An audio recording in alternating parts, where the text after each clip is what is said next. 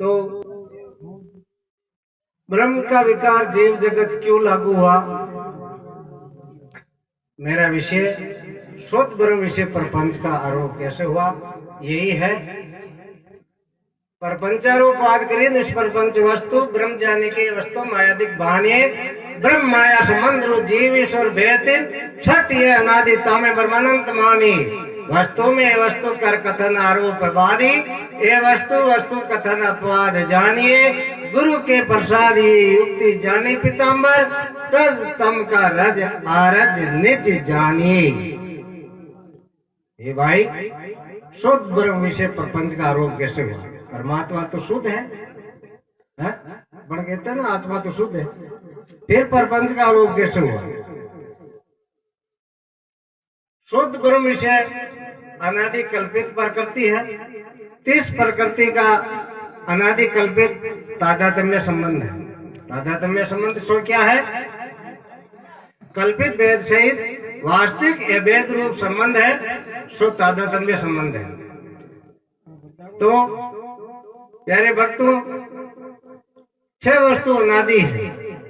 ब्रह्म माया, ब्रह्म माया का संबंध, जीव ईश्वर और जीव ईश्वर का भेद, ये 6 वस्तु है, जिसमें 5 शांत अनादि है और 1 अनंत अनादि है।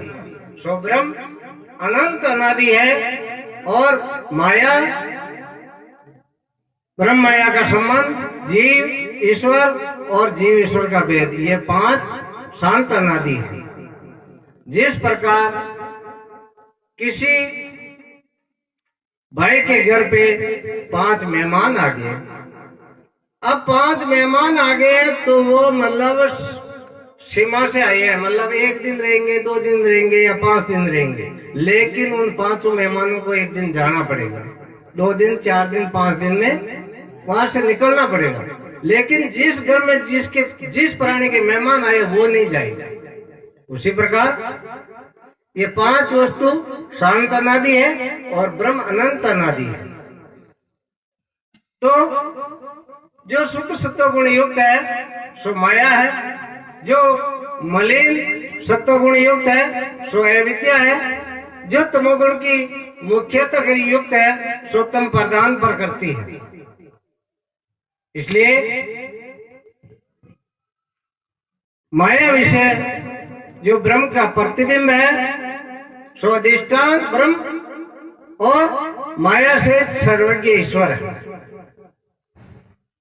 और अविद्या विषय जो ब्रह्म का प्रतिबिंब है सो अधिष्ठान कुटस्थ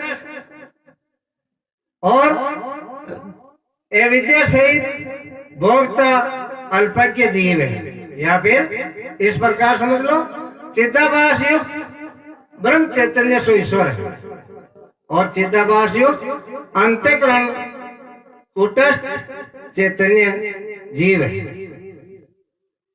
अब ईश्वर एक है और सर्वज्ञ है, इसलिए ईश्वर नित्य मुक्त है, बद्ध नहीं है, और जीव अल्पज्ञ है और नानापना है, इसलिए बद्ध है। तो प्यारे भक्तों, ये आरोप जब हुआ है तो इसको कब हुआ, कैसे हुआ और इसको मिटने का उपाय क्या है? जिस प्रकार 2 दृष्टांत है। पहला दृष्टांत है, जैसे आप शहर में गए, विजयनगर में सफेद कपड़ा पहन गए और वहां कोई आपके कपड़े पे दाग लग गया, घर आए, आपको जब उसका ज्ञान हुआ कि मेरे कपड़े पे दाग लग गया, तो उसका प्रयोजन वो नहीं है कि कब लगा, कैसे लगा, क्यों लगा, तो उससे नहीं मिटता है। प्यारे भक्तों, उसका प्रयोजन क्या है? उसको पानी में डालो, सर्फ लगा के धो दो, मिट जाएगा। उसका प्रयोजन यही है। या फिर आप अपने घर के पंडाल में बैठे हो और कहीं ऊपर से आपके गोद में सर्फ आके गिर जावे, तो सर्प आके गिर जावे तो आप देख करके विचार करोगे यार किसने पटका और किधर से आया, तो जितने में तो वो खा जाएगा, आपको डस लेगा। उसका प्रयोजन क्या है? उसको पकड़ के जल्दी से फेंक दो, यही इसका प्रयोजन है। तो ये आरोप जो हुआ है ये सत्य है या मिथ्या है? ये आरोप जेवरी विषय सर्प की दई, ठोट विषय पुरुष की दई और दर्पण विषय नगर के प्रतिबिंब की तय मिथ्या है, झूठा है, सत्य नहीं है। ये आरोप किससे हुए? ये आरोप अज्ञान से हुए। और सतगुरु भगवान की जय। वेदांत के विषय में लोकल आदमी समझते नहीं है, यानी स्वाद नहीं आवे, वो तो बोल रहे थे।